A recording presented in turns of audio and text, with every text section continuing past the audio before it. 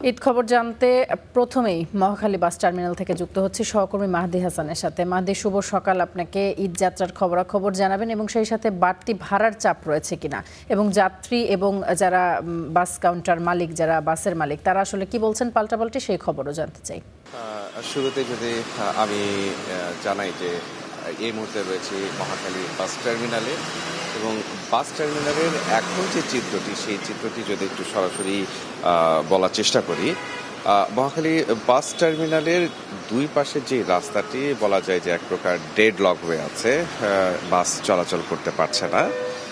এই চলাচল না করার কারণ হচ্ছে যে আপনি জানেন মহাখালী বাস টার্মিনাল এটি ময়মনসিংহগামী যে যাত্রী পরিবহনগুলো সেই পরিবহনের বাসগুলো মূলত এই টার্মিনালে দাঁড়ায়। তো গত 3 দিনে যেভাবে যাত্রী বিভিন্ন গন্তব্যে পৌঁছেছেন, আজকে তেমন যাত্রীর চাপ নেই, কিন্তু আমরা দেখছি যে বাসের একটা বড় সংখ্যক চাপ এখানে।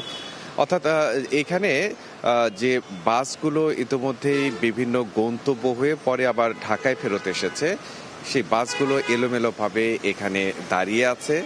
এর পাশাপাশি কিছু কিছু বাস ছেড়ে যাচ্ছে বিভিন্ন গন্তব্যে, সেই বাসগুলো যাওয়ার পথেও প্রতিবন্ধকতা তৈরি করছে। সবকিছু মিলে বলা যায় যে বেশ বড় ধরনের একটি যানজটের সৃষ্টি হয়েছে। তো সেই ক্ষেত্রে বিশেষ করে এই রোড দিয়ে যারা চলাচল করেন দর্শকদের, সেক্ষেত্রে একটা সতর্কতাও বলা যেতে পারে যে এখানে বড় ধরনের একটি যানজট তৈরি হয়েছে। বলা যায় যে ঘন্টারও বেশি সময় ধরে এই পরিস্থিতি এখানে চলছে। তো এই যে অব্যবস্থাপনা, বলা যায় যে চরম অব্যবস্থাপনা, এই অব্যবস্থাপনা রোধের জন্য আইন শৃঙ্খলা বাহিনী যে ধরনের তৎপরতা থাকা দরকার, আমরা সে ধরনের কোনো তৎপরতা দেখছি না। অর্থাৎ যত্রতত্রভাবে যেমন বাসগুলো দাঁড়িয়ে আছে, বিভিন্ন গন্তব্যে যে বাসগুলো যাচ্ছে সেগুলো নিয়ম কানুন ছাড়াই যেভাবে বের হচ্ছে, তাতে এই বড় ধরনের যানজটটি তৈরি হয়েছে। আপনি নিশ্চয়ই ক্যামেরার সামনে দেখতে পাচ্ছেন, যতদূর দেখা যায় শুধুই বাসের সারি। সেই বাসগুলোর কিছু বাস দাঁড়িয়ে রয়েছে রাস্তায়, অর্থাৎ তারা চলাচল কোনো গন্তব্যে যাবে না, শুধুমাত্র রাস্তায় পার্কিং করে রাখা হয়েছে। তো এই বিষয়টিতে আইন শৃঙ্খলা বাহিনীকে দৃষ্টি আকর্ষণ করা হয়েছে, কিন্তু তাদের দিক থেকে আসলে তেমন কোনো তৎপরতা পাওয়া যায়নি।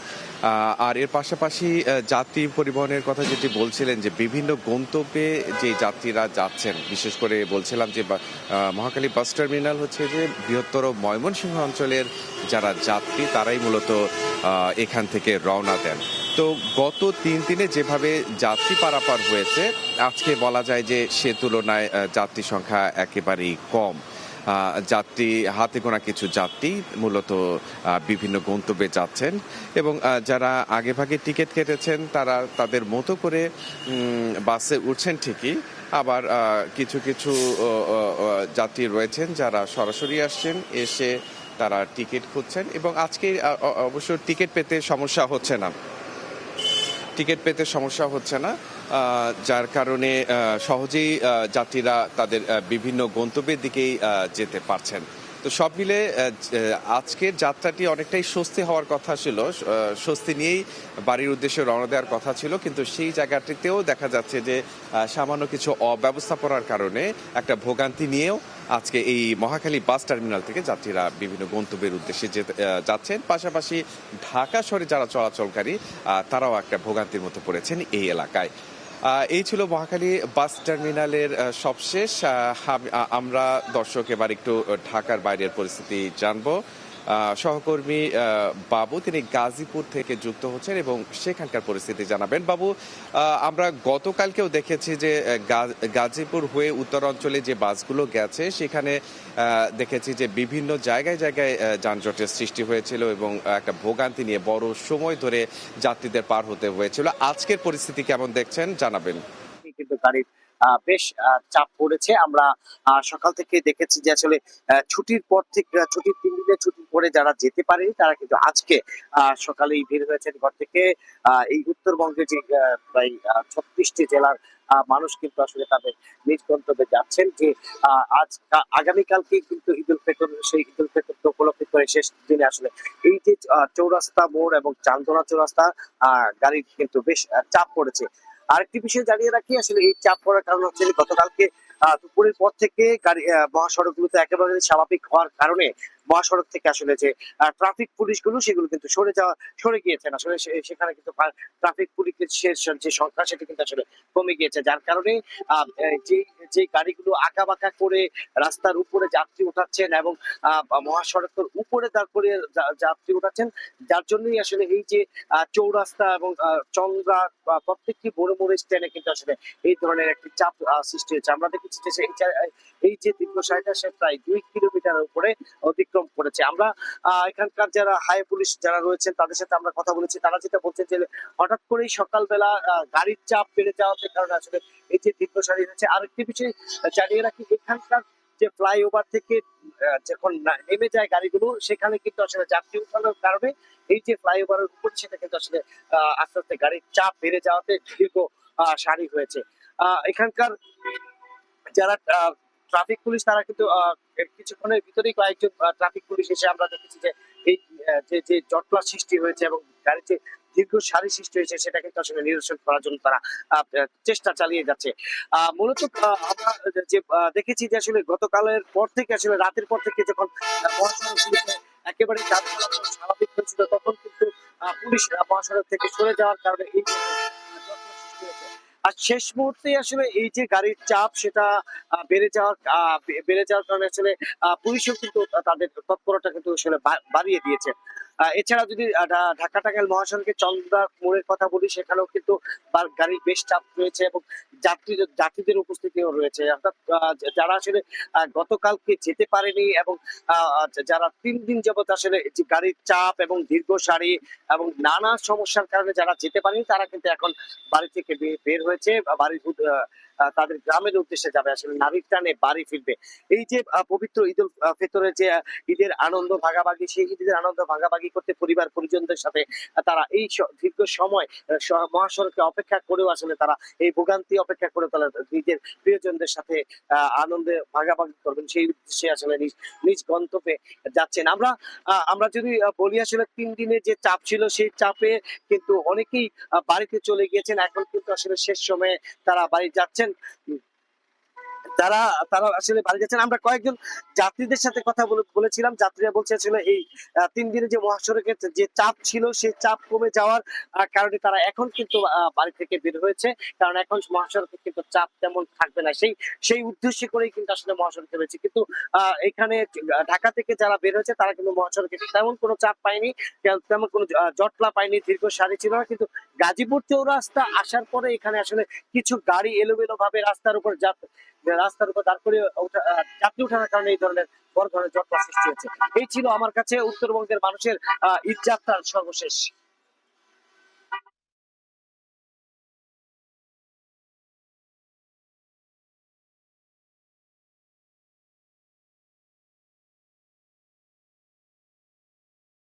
আমরা সহকর্মী বাবুর মাধ্যমে গাজীপুরের ঈদ যাত্রার খবর জানছিলাম এবং যতটা স্বস্তির ঈদ হবে বলে মনে করা হচ্ছিল, বিশেষ করে সরকার 7 দিনের ছুটি ঘোষণা করেছে, তারপরেও দেখা গেল যে স্বস্তির ঈদ যাত্রাটি এবার হচ্ছে না, বিশেষ করে উত্তর অঞ্চলের যাত্রীদের জন্য। আমরা আবারও একটু ঢাকায় ফিরছি। ঢাকায় আমরা রেল স্টেশনের খবর জানবো, অর্থাৎ রেল যাত্রায় কেমন স্বস্তি নিয়ে আসলে যাত্রীরা বিভিন্ন গন্তব্যে পৌঁছাচ্ছেন। আমরা কমলাপুর রেল স্টেশনে সেখানে আমরা যুক্ত করে সহকর্মী আতাউরকে। আতাউর, আপনি কমলাপুর রেল স্টেশনে আছেন, সেখানে এই যাত্রার খবর জানাবেন, বিশেষ করে বিভিন্ন গন্তব্যে যারা যাচ্ছেন সময় মতো ট্রেন ছাড়ছে কিনা, বিশেষ করে বগুড়ায় রেল স্টেশন রেলের দুর্ঘটনার পরে যাত্রী চলাচল কতটুকু স্বাভাবিক হয়েছে এখন।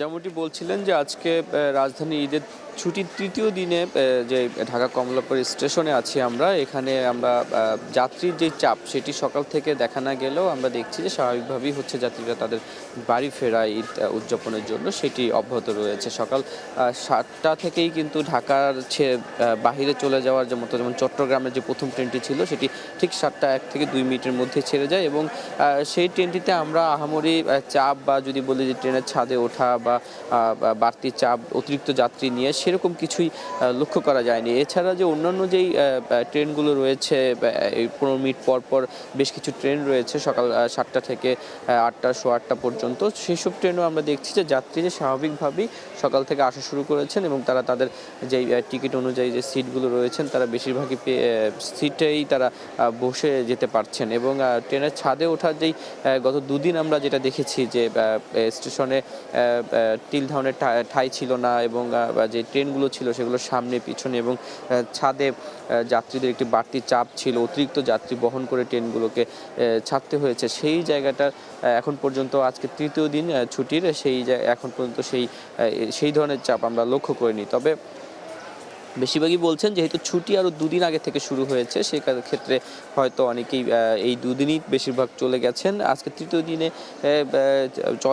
বাড়ি ফেরা অব্যাহত থাকবে বেশ কিছু রাজধানীবাসীর। এছাড়া ঈদের দিনও হয়তো কিছু মানুষ ফিরবেন, তবে বড় অংশ যেটা রাজধানী থেকে নিজের গ্রামে ঈদ উদযাপনের জন্য যে ফিরে যাওয়া, এর বড় অংশই ঈদের ছুটি যে প্রথম দিন শুরু হয়েছে সেই প্রথম দিন এবং দ্বিতীয় দিনই আসলে মূলত বড় অংশের মানুষরা বাড়ি ফিরেছেন। এছাড়া আমরা দেখেছি যে যদি বাড়ি ফেরার ক্ষেত্রে যদি ভোগান্তির কথা বলে থাকি, সেক্ষেত্রে আমরা গত দুদিন ধরেই দেখে আসছি যে যাত্রীরা বেশ কিছু অভিযোগ জানিয়ে আসছেন, বিশেষ করে টিকিট পেয়েও সিট না পাওয়া বা ট্রেনে উঠতে না পারা এবং অনেকে বাধ্য হয়ে ট্রেনের ছাদে ওঠা, কিন্তু টিকিট কেটেছেন তাকে বাধ্য হয়ে, যেহেতু তাকে বাড়ি ফিরতে হবে ঈদ উদযাপনের জন্য নিজের পরিবারের সাথে, সেই ঈদ উদযাপনের জন্য সে ট্রেনের ছাদে টিকিট থাকলেও ট্রেনের ছাদে কিংবা জীবনের ঝুঁকি নিয়ে আমরা দেখেছি যে নানাভাবে অতিরিক্ত যাত্রীর সাথে বাড়তি চাপের সাথে তারা ট্রেনে ভ্রমণ করেছে। এছাড়া আমরা দেখেছি যে বগুড়ায় যে নীলসাগর ট্রেন প্রায় 22 ঘন্টা 9টি যে বগি লাইনচ্যুত হয়েছিল, সেই 22 ঘন্টা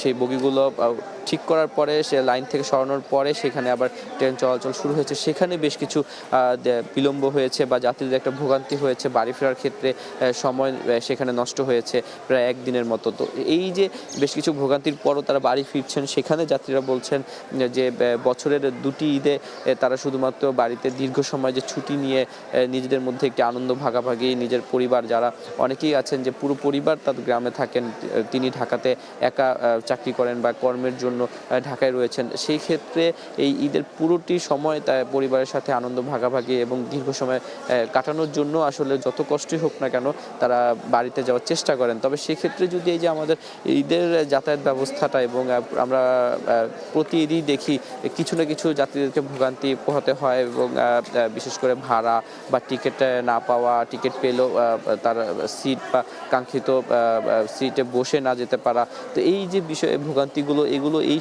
সমস্যার সমাধানগুলো এখন পর্যন্ত আমরা আমাদের যে ঈদ কেন্দ্রিক যে যাত্রীরা অতিরিক্ত বাড়তি চাপ হয় সেটি সামাল দেওয়ার বিষয়টি এখনও তারা বলছেন যে আসলে এই সমস্যার সমাধান না করা পর্যন্ত তারা প্রতি ঈদেই তাদেরকে কোনো না কোনো ভোগান্তিতে পড়তে হচ্ছে। তো সেই জায়গা থেকে তাদের দাবি হচ্ছে যে ঈদে যেন অন্তত যাত্রীরা স্বাভাবিকভাবে তার পরিবারের কাছে যেতে পারে এবং দীর্ঘ সময় তারা যে আনন্দ মুহূর্ত নিয়ে যায়। কারণ আমরা ইতিমধ্যে দেখেছি গত দুদিনে বেশ কিছু দুর্ঘটনা ঘটেছে যেগুলো অনাকাঙ্ক্ষিত ছিল, বা একটি পরিবারের জন্য এই আনন্দ খুশির যে দিনটি আসছে আগামীকালকে ঈদ উদযাপন, সেখানে অনেক পরিবারের বা বেশ কিছু পরিবারে শোকের কষ্ট নিয়ে তারা সেই দিনটি পার করবেন। কারণ ইতিমধ্যে ট্রেনের লাইনচ্যুত হয়েছে, লঞ্চে একাধিকে ব্যক্তি মারা গেছেন লঞ্চের দুর্ঘটনায়, সড়ক বেশ কিছু দুর্ঘটনা এবং নিহতের ঘটনা আমরা শুনেছি। তো সেই জায়গা থেকে আসলে এই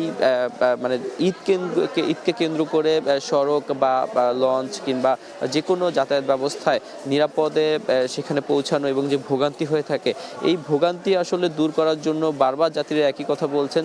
কারণ এই আমাদের দেশে সবসময় ঈদের মধ্যেই যাত্রীদের একটি বাড়তি, দুই ঈদে বিশেষ করে রোজার ঈদ যেটা বলা হয় বা ঈদুল ফিতর বা ঈদুল আজহাতে একটি বাড়তি চাপ বা কয়েক গুণ চাপ বাড়ে। তো সেইটা বছরের শুরু থেকেই বা সামনে রেখেই যে এই দুই ঈদে কীভাবে ব্যবস্থাপনার মাধ্যমে এই ভোগান্তিগুলো বা এই দুর্ঘটনাগুলো বা নিরাপদে যাত্রীদের পৌঁছানো, তারা বাড়ি ফিরতে পারে এবং দীর্ঘ যানজটের যে বিষয়গুলো থাকে এগুলো বছরের শুরুতেই কেন কোনো ব্যবস্থা নেওয়া হয় না। বিশেষ করে করে আমরা দেখছি যে প্রতি বছর যেখানে ঈদ গুলো বছরের শুরুর দিকে এগিয়ে আসছে, এই বছর ঈদ হচ্ছে মার্চের শেষ নাগাদ, সামনের বছর হয়তো আরও এগিয়ে আসবে। তো সেক্ষেত্রে বছরের শুরুতেই যদি ব্যবস্থাপনার দায়িত্ব নেওয়া হয় বা ভোগান্তি কমানো, যাত্রীদেরকে যদি তাদের গন্তব্যে পৌঁছানোর ক্ষেত্রে হয়রানি, নিরাপদ এই বিষয়গুলো যদি লক্ষ্য করে ব্যবস্থা নেয় সরকার, সেক্ষেত্রে হয়তো এই সময়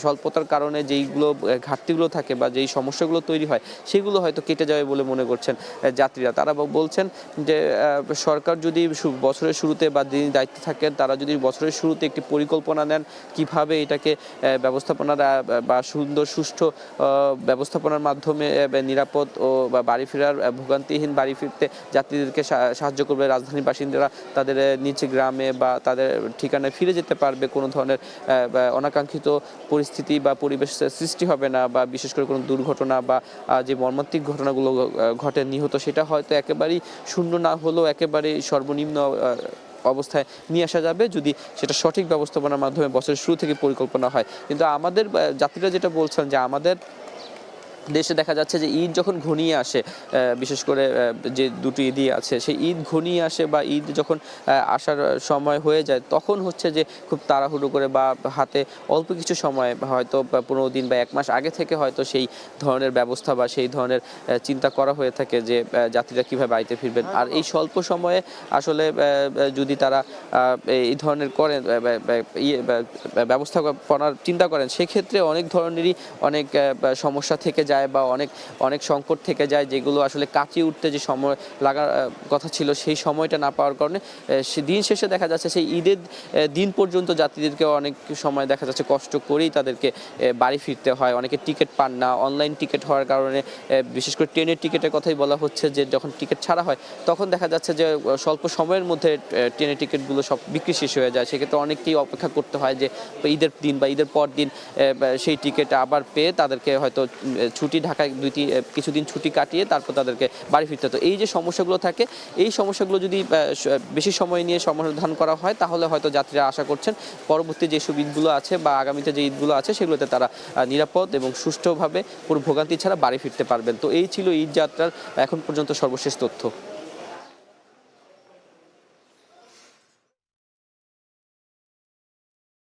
আমরা সহকর্মী আতাউরের মাধ্যমে কমলাপুর রেল স্টেশন থেকে সেখানে ঈদ যাত্রার খবর এতক্ষণ জেনে নিচ্ছিলাম।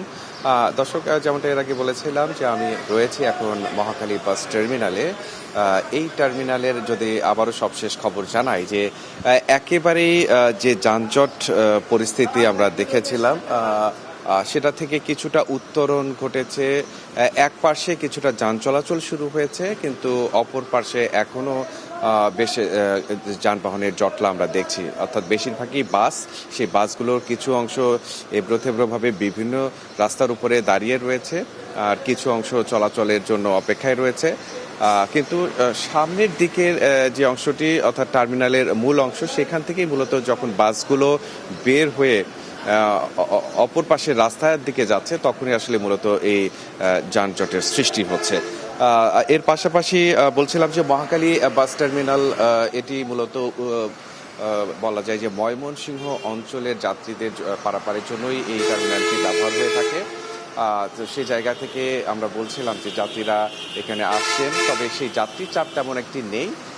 যারা আগেভাগেই টিকিট কেটেছিলেন এবং ইনস্ট্যান্টস যারা আসছেন তারা মূলত এই টার্মিনাল থেকে বিভিন্ন গন্তব্যের উদ্দেশ্যে যাচ্ছেন। মহাখালী বাস টার্মিনালের এই সব শেষ। আমরা দর্শক আবারও চলে যাচ্ছি স্টুডিওতে সহকর্মী তাসফিয়ার কাছে।